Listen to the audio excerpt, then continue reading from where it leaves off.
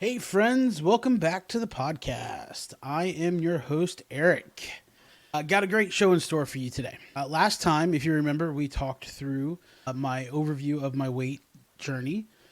Today, what I want to do is I want to do a deep dive into what I call the Grand Collapse. Well, what is the Grand Collapse, you might ask? Stick around to find out. So, to cover this, we're going to go over three things today. I will talk to you about that, indeed, the Grand Collapse. How I went from losing 80 pounds to gaining over 130 pounds. Second, we're going to do a new segment. New segment. Woohoo! We're going to do a book review. I want to talk to you a little bit about a book that absolutely changed my life, and I hope will have the same impact for you.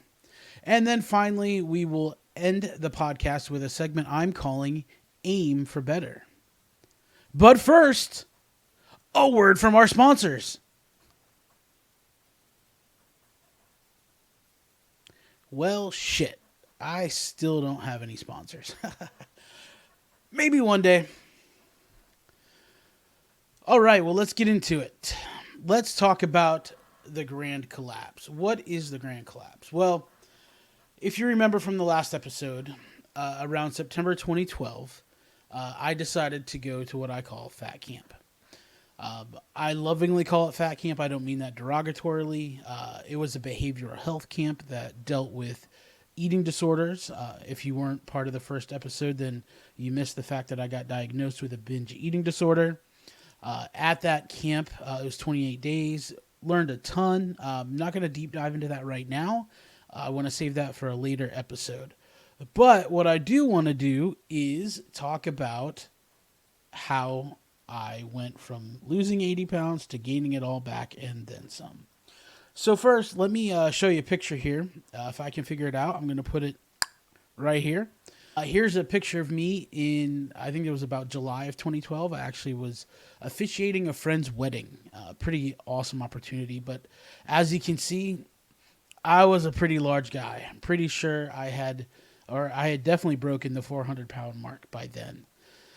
So that was September 2012. I entered fat camp at 408 pounds. 28 days later, I would exit fat camp down 35 pounds. I lost 35 pounds in 28 days. And it wasn't because I starved myself. It wasn't because I did anything crazy like that. It was actually a super healthy camp. I did work out 3 times a day. For about an hour each time. But we had healthy meals. It was an amazing time. Oh yeah, exiting fat camp. Here you go. You want to see a before and after picture? It is right here.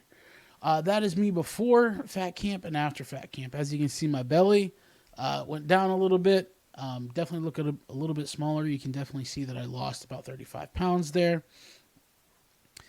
By the way, those Nikes that I'm wearing are the most comfortable workout shoes I've ever had, and I have never been able to find them. I don't remember what kind they were. And no, Nike isn't a sponsor, although, Nike, if you want to be, just let me know. Anyway, so, October 2012, exiting fat camp, 373 pounds. By December, I got down to 342 pounds. Check this out. This is actually a picture of my weight loss progression. That was me before fat camp. That was me, I think, directly after fat camp. And then that was the December time frame, 342 pounds. And then finally, I want to show you one more picture. This is March of 2012. This is where I'd gotten down to my lowest. And that is about 330 pounds. And as you can see, I have a whole lot of sweat going on there. My roommates and I actually decided to do Insanity together. For those of you that don't know, it's kind of in that P90X world, except this is a lot more cardio-based. And holy crap, was it difficult. But man, was it rewarding. That was a super fun time. So that's the lowest that I got. I got down to 330 pounds, and man, was I feeling good. So what did I do? How did I get down to losing 80 pounds? Well, there's a couple things that I would point out. One is I had a single focus. There was a lot of things that I said no to, social obligations, eating out with people. I was very, very, very disciplined. Second thing, meal prep. Meal prep on Sundays was absolutely crucial for me.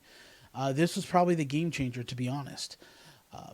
What I would do is I would prep two meals on Sundays that I could eat for lunch and dinner throughout the week. I could eat the same thing all week. It wasn't a problem. Kind of nice that way. And the other thing, the last thing that I did was I exercised daily. I was in the gym at 5 a.m. I'm a morning person. I prefer to work out in the morning. A buddy of mine and I went to the gym every morning at 5 o'clock and worked out. It was absolutely amazing. I dropped 80 pounds in 6 months. I was feeling good. Things were going well until they weren't. Well, what happened? How did I go from losing 80 pounds to up to 130 pounds? Right? Like, that's puzzling. How did that happen? Well, in order to kind of document that and talk through it, I want to read through a couple things. I won't read a lot, but I do want to read through a couple things that I had written during that time that kind of go through what it is that I was thinking, feeling, doing, acting, that I think is going to help shed light on this a little bit. So the first thing I want to go over is what I called losing focus. I was doing a kind of a blog diary, if you will. And I want to share with you, I'm going to read a little bit, but I'm also going to pause throughout and we're going to talk a little bit about that. So, cue the music. Dun, dun, dun, dun, dun. I don't know if that was good music or not, but I bet I could find something on this program I'm using that would make it even better, but hey, what's a little fun? All right, losing focus. Speaking of losing focus, whew. All right, here's what I wrote. I'm not quite sure when it happened, nor am I sure why it happened. I cannot pinpoint the exact time and date. Perhaps if I sit here long enough and introspect, I might find the answer. I don't have that time, and nor do I necessarily have the willpower at this point. What is clear, though, is that I'm losing, or perhaps have completely lost focus. I was driving hard towards the goal for 6 months. Then somewhere along the way, I've started sliding down the slippery slope of past transgressions and ways of living that seem comfortable, but are really cloaked in death. I don't like where I'm at. And folks, here's the key. Here's why. I know exactly why, what happened, but this next part is the key. I've nearly abandoned everything I've been doing for the last 6 months. My exercise has been diminishing from 5 to 6 days a week to 1 to 2 days a week. My healthy eating has gone from eating 95% of the time pretty well to maybe eating well 5% of the time. So, as you can see, I started compromising my exercise schedule from the 5 to 6 down to 1 to 2 days. Not going to lose much weight if you're not exercising. I hate to say it. There's no magic pill. You have to work hard, and this is picture proof of that. I go on to say, my willingness to bare my soul and be wide open about my struggles has been replaced by secrecy and clandestine behavior. Though oddly enough, there were some bridges I wouldn't cross, and I go on to talk a little bit about some things there. And then finally, the kicker here. I said, I've noticed that I've lost my single focus. For 6 months, all I did was work on my weight. I made no apologies. I turned down many invites and stayed focused on the goal at hand. The last few weeks, though, I've opened up my schedule a bit more, thus making compromises in my exercise schedule to meet social obligations. I must go back to my single, unapologetic focus on my health. It's only for a season.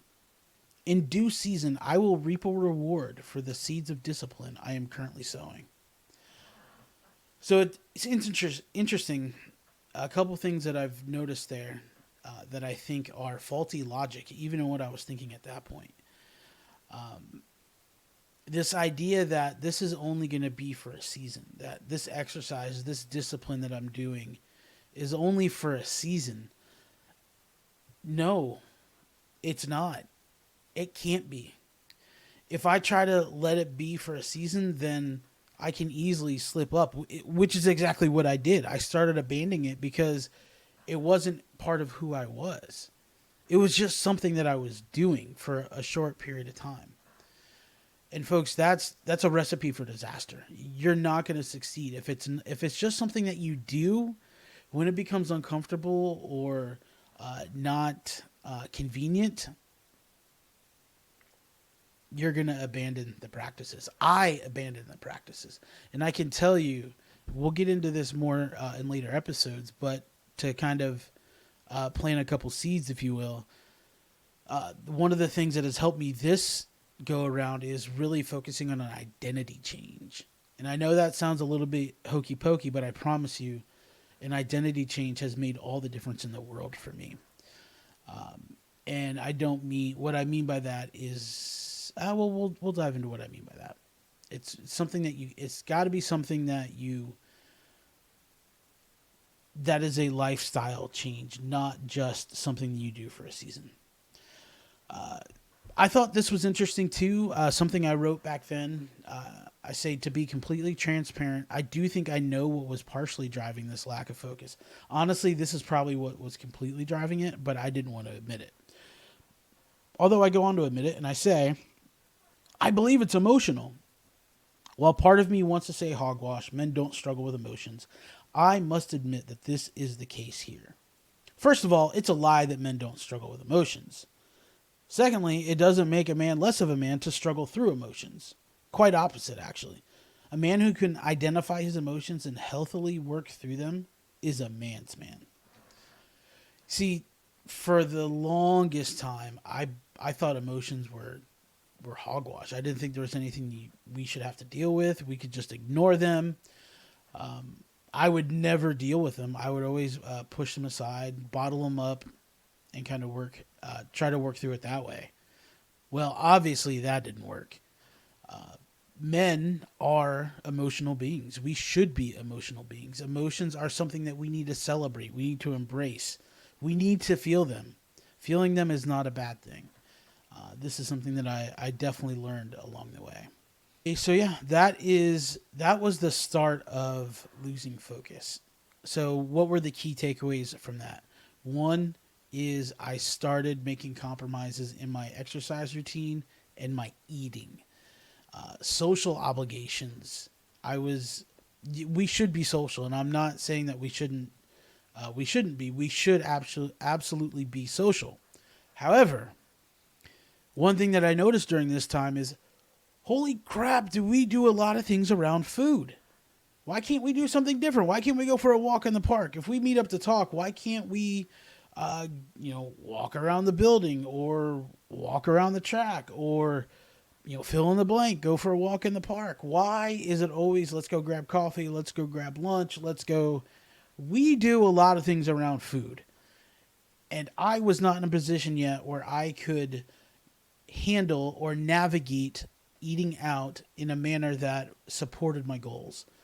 I didn't know that. Well, I know that now. Now I'm able to, but again, that's for later time. So the other thing is emotional, and we will get to that in a little bit because I want to share with you a little bit more. So I wrote that in March of 2013. So that was 6 months after I got back from fat camp. The next month, this is an actual excerpt from my journal that I keep. April 9th, 2013. My progress has come to a skidding halt. I'm not entirely sure what happened, but I feel like I've fallen off the wagon with a loud thud. Why would I turn back now, though? What have I been telling myself? Am I listening to myself or am I talking to myself? I need to remind myself of what's true. I need to regain the vision I once had. I must put a stake in the ground. Time to fight again. The idea of talking and listening to yourself is something that I've heard a lot over the years, and at that point, I was trying to really understand what was going on in my head. Was I listening to myself, like telling myself, "Oh no, you don't have to go work out, or it's okay. You can eat that ice cream, or you can eat that Big Mac, or you can, fill in the blank." Was I doing that? Was I listening to myself, or was I talking to myself, reminding myself of, no, this is your new lifestyle. Your new lifestyle is your new life. What was the phrase? I no longer, I no longer live to eat. I eat to live. That was something that I thought about after Fat Camp. So that was April of 2013. And then there's another blog entry that I want to read you that I think is good. This is from November of 2013. This one gets pretty raw. If you're reading this, then you know I started on a journey last year to finally take my life back and lose weight. I did well for 6 months, dropping 80 pounds. But something happened around March. I would slip back into bad habits. Before I knew it, I was completely off track. It wouldn't be long before I gained nearly all the weight back that I had previously lost. So this is November. So March 2013, I was down at 330. November 2013, I had ballooned back up to 400 pounds. Most nights I would lay awake in bed searching for an answer. What happened? Why am I going back down this road? Why am I feeling this? How do I change things? And then I talk a little bit about my testosterone levels. Guys, your testosterone levels are absolutely important. Mine were in the tank, and when I say in the tank, there was barely left any in the tank. Your levels are supposed to be around 600 milliliters. Mine were at 25. 25. There were women that had more testosterone than I do. So my doctor addressed that, and holy cow, did that make a difference in motivation and drive. But unfortunately, that alone didn't fix everything, as you will see. I go on to say the last 8 months, I felt like I've been trying to run in a dream, not gaining any ground, barely able to even take a step. I wanted to go work out. I wanted to get up and just do something, but I couldn't. I had no energy, no desire, and most difficult of all, I had no hope. I'm pretty sure I would have been diagnosed as depressed.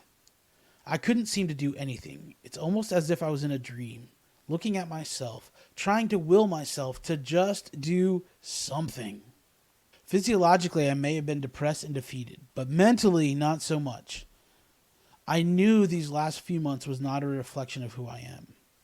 I had a choice to make. I could either give up and resolve to fail, or I could fight. I choose to fight, and let me tell you, it's been one hell of a fight. One small step at a time, one small change at a time. Every day, trying to pull myself out of the doldrums I find myself in. And when I say one small step, I mean small, tiny, what would look like to most people being insignificant. I talk a little bit about trying to get myself to the gym. I eventually got myself back to the gym. At first, it was 1 day a week. Then I would make it 2 days. But then the next week, I would lose the battle. I remember a couple of times actually driving to the gym, sitting in the parking lot in my car, engaged in a full-out battle between my emotions and my intellect. Fear was driving me back home. The fighter inside of me was pushing me to go into the gym. Just go into the gym and work out. You can do this. Unfortunately, I lost that battle more than I won. It's been one hell of a fight. It's been one hell of a fight. I've been knocked down, but not out. I will not lose. I will win, or I will die trying. Mediocrity is no longer acceptable. Excellence is the standard. Progress, not perfection, is the aim. I think one of the encouraging things about this is that no matter how bad I was feeling, no matter how down, I always clung to this kernel of hope that I could fight, that the journey's not over, right? The battle isn't over. We can still do this. So that was when was that? That was November 2013. February 17th, 2014. A lot has transpired since I was last truly happy. Whew, that's a dark entry. I think I'm dealing with issues arising from my brother's death when I was a kid. Yes, Eric. Yes, you were. I don't want to go there because I know the pain all too well. But I need to get through this. I had started therapy at Fat Camp, but I never picked up after that. I thought I had done enough. Nope, I had not done enough. So that was February 17th, 2014. June 27th, 2014, 4 months later. A lot has transpired since I last wrote here. I like the word transpired, evidently. March 29th, I slipped and busted my knee. I tore my patella tendon. That was great. I ended up having surgery 4 days later. I'm almost 3 full months removed from surgery.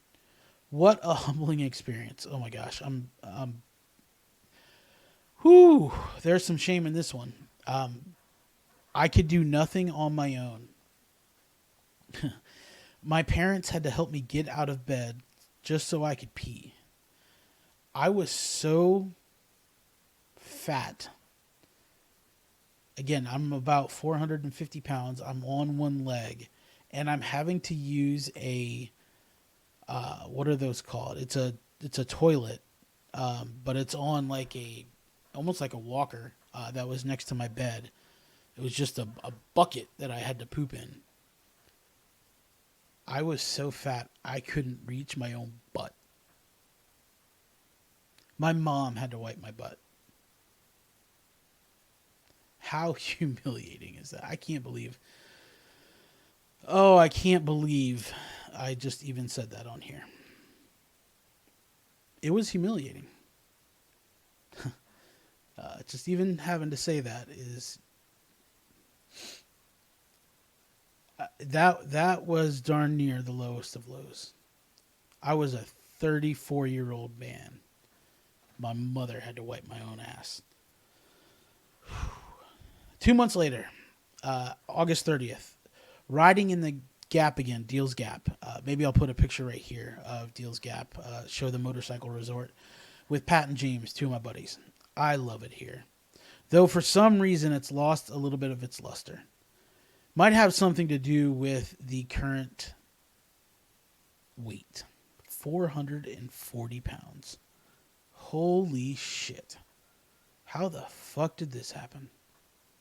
I must have been really down and out last year. I'm not going down to the campfire because I'm too big. I hate this. Look at this. This is actually a picture from that trip. 450 pounds. Look at me. I'm freaking huge. I look like an Oompa Loompa from Willy Wonka sitting there on the fence. Or, you know what? You know what I actually look like? I look like a giant, the red M&M. Or the Kool-Aid Man. That picture was from around August of 2014. I had gotten to my highest mark of, again, somewhere around 450 pounds. It could have been more. The scales, as I said last time, every time I got on the scale said, "Get the hell off me!" But, again, there's hope. I'm here today because for the last 10 years I've been battling. And I actually got down to 355 pounds over the weekend. 355 pounds. That's almost 100 pounds lost in 10 years. This hasn't been a quick journey, folks. I am still in the battle. I still have a lot of weight to lose. But there is hope. So if you're struggling, if you are at your lowest of low, which for me, my lowest of low was, I don't even want to say it again. You know what my lowest of lows was. There's hope. It doesn't have to take 10 years like it's taken me, but I've learned a lot. I've grown a lot. And the great thing is that I'm no longer yo-yoing up and down. I've actually been on a steady decline. Granted, it's been slow. It's been absolutely slow, but I have been decreasing. That, my friends, is fantastic. So there you have it. That is the story of the Grand Collapse. How I went from 80 pounds down to gaining over 130 pounds. You know, as I think about this time, there's three things, because again, the number 3, that's our magic number, number 3. There's 3 things that stood out. 1, the lack of vulnerability. Remember, I started going back to the secrecy and the clandestine behavior. Vulnerability is the key to success. I will say that over and over and over and over again until you get it. Vulnerability is the key to success. Shame can't hide in the darkness. Nope, I lied. Shame can hide in the darkness. Shame can't hide in the light. We need to be vulnerable and bring our struggles into the light. That's what I'm doing here on the podcast. That's what I'm trying to do for y'all now. 2, this idea of the single focus. It can't just be for a season. It's got to be an identity change. Like for me, my identity change was, it's not that I'm just working out. It's I am somebody that works out. I am a fitness guy. That's the identity change. It can't just be for a season. And 3. So 1, lack of vulnerability. We absolutely need vulnerability. 2, the single focus has got to be an identity change. It can't just be for a season. And then 3, therapy. Therapy is a game changer. And please, please, please, please, please, please, go to a licensed, qualified, educated, trained therapist. There's a lot of people out there who claim that they can do therapy and counseling. Unfortunately, I've seen a lot of this in the church where folks who think just because they preach, think that they can be a counselor. It ain't true. Go to a licensed, qualified, trained therapist. That is an absolute game changer. I promise you. That's a whole other story. We're not going to get into that. But man, do I love therapy. All right. So that was the Great Collapse. Hopefully you found that encouraging. I know it's maybe a weird thing to say that's encouraging. I want to share with you how that happened. How do you go from such a high to such a low? And know that, hey, there's still hope. I hope you saw that thread throughout, that even though I was struggling, I still had hope. I was still going to fight. But now we're going to go on to segment number 2 of this podcast, which is the book review. Yeah, the book review. So what book are we going to review today? This book, titled Daring Greatly by Brené Brown. Absolutely, positively, 100% changed my life. Hands down, beyond a shadow of a doubt, has to be the most pivotal book I have ever read in my life. The subtitle is key into what I mean by this. The subtitle of the book says, How the Courage to be Vulnerable Transforms the Way We Live, Love, Parent, and Lead. See, folks, if you knew me before Fat Camp, before 2012, vulnerability, not something that I did. I would never show weakness. Showing weakness was not on the table. It wasn't something that I would do. I would never ask for help. I never let people in. I was closed off, rock solid, trying to be this steady leader who didn't need any help. Boy, did I get it wrong. Especially after reading this book. The thing that I learned was vulnerability is really the key to wholehearted living. There's three small things that I want to read to you that I think are going to be encouraging. This book really helped me start to open up, to learn that, hey, it's okay to ask for help. It's okay to show weakness. You don't have to be this super strong, heroic guy. In fact, you're not really being a strong man if you aren't vulnerable. Real men are vulnerable. You heard it here. So there's three quotes or three sections that I just want to share real quick that were really, really impacting for me. Number one, wholehearted living is about engaging in our lives from a place of worthiness. It means cultivating the courage, compassion, and connection to wake up in the morning and think, no matter what gets done and how much is left undone, I am enough. It's going to bed at night thinking, yes, I'm imperfect and vulnerable and sometimes afraid. But that doesn't change the truth that I am also brave and worthy of love and belonging. Whew. Oh, and if I didn't mention it before, when you read this book, make sure you have a box of tissues. You're going to need it. You're enough. I'm enough at the end of the day. It doesn't matter what I've done. It doesn't matter what I didn't do. Me, who I am, that's enough. That is absolutely enough. Game changer. Absolute game changer. Number two, what is the other second thing that really stood out to me from this book? You guys know the age-old question, what would you attempt to do if you knew that you could not fail? We've all asked that question. We've all answered that question. Brené put an interesting spin on it in this book. She said, what's worth doing even if I fail? What's worth doing even if I fail? Oftentimes we are paralyzed by fear. There may be things that we want to do. Start a podcast. It's terrifying.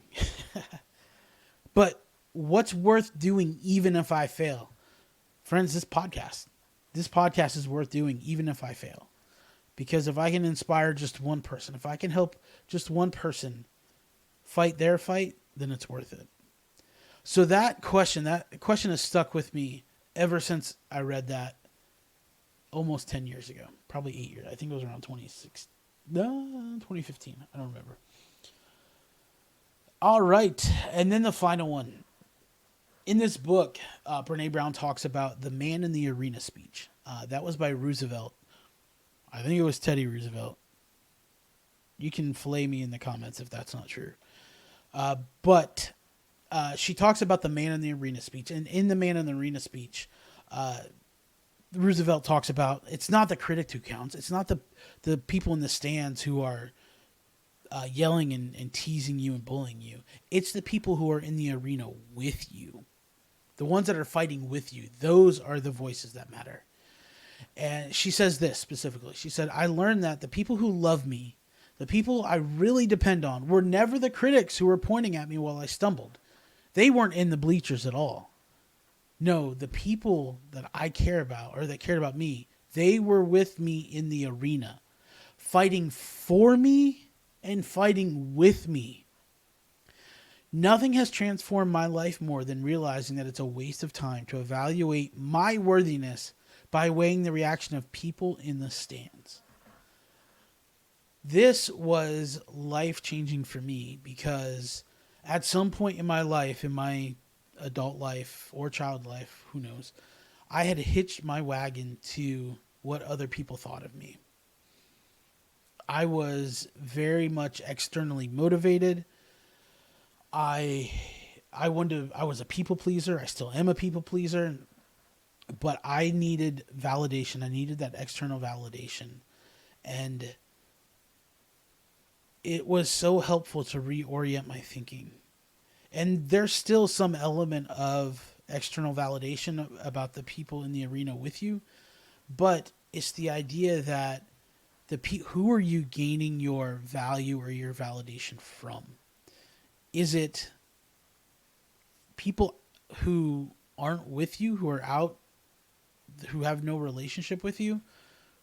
Or is it the people that are close to you, that are fighting the fight with you, that are fighting for you and beside you, who are standing shoulder to shoulder, standing in that arena with you, who have been standing with you.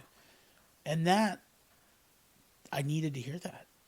I needed to hear that. I needed to reorient my thinking around who I valued and whose voice I valued in my life. So I highly encourage you. Brené Brown, Daring Greatly. She's actually got a string of books: Daring Greatly, Rising Strong, Braving the Wilderness, Dare to Lead, and The Gifts of Imperfection.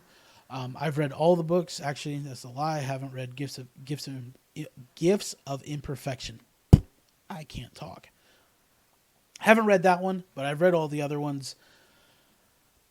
I can't recommend it enough. I'm a huge Brené Brown fan. Man, if I could ever meet her, I would probably pass out. So there you have it, my friends. We've talked about the Great Collapse. We talked about the book review. And then finally, I want to end the podcast with the idea of aim for better. A lot of times when we try to get on our health journey, we try to make all these big changes. I'm going to eat healthy. I'm going to go from eating fast food all the time to salads and veggies and chicken breasts that are dry and rice and a whole lot of that that's just, frankly, not tasty. But making wholesale changes aren't the way to go. It's not sustainable. We fail more often than not when we do that.